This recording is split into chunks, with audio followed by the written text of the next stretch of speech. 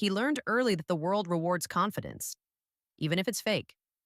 As a kid, he watched everything fall apart: his parents' marriage, his home, the illusion that life made sense.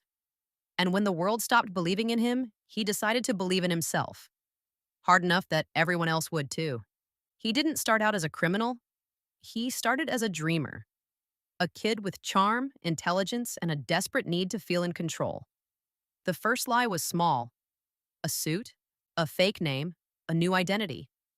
And when it worked, when people started smiling and shaking his hand like he belonged, he realized something. In a world built on perception, the truth is whatever people believe it to be. So he ran with it. A forged check here, a fake badge there, and suddenly he was living a life most people only imagine. A pilot, a doctor, a lawyer. He didn't just pretend, he became. Every role a performance, every con an act of survival. But it wasn't about money, not really.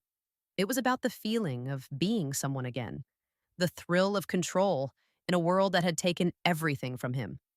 And while he soared through his lies, halfway across the world, someone was chasing him. A man who lived for the rules.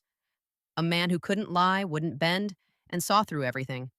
For years, it became a game between them: the pursuer and the pursued, predator and prey, though sometimes it was hard to tell which was which. The boy left clues not because he was careless, but because maybe, deep down, he wanted to be caught. Maybe he wanted someone to see through the act, to stop him from disappearing completely into the lies. Every time the agent got close, he escaped again, with a smile, a forged signature, a ticket, a clever word. Airports, hotels, hospitals. The world was his stage, and everyone bought a ticket. But time changes everything. Lies get heavier, identities blur. And somewhere between the rush of the chase and the silence of loneliness, the boy started to see the cost of what he'd built.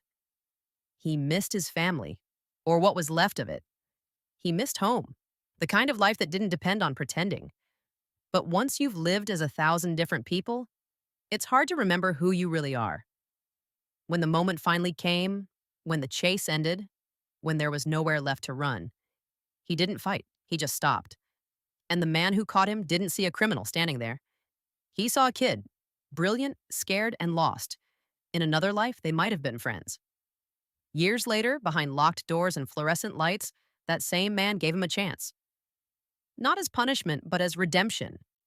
He saw in the boy something the world rarely does: potential. And so the con artist became something new. The hunted became the helper. The liar became the teacher. Because the same mind that once fooled the world could now protect it. It wasn't freedom in the way he once imagined it. No fancy suits, no exotic cities, no stolen names. But it was peace. It was purpose. He had spent his whole life running from the truth. Now he was using it to build something real. Because in the end, his greatest trick wasn't escaping the law, it was escaping himself. And sometimes that's the hardest escape of all. Can you guess the movie?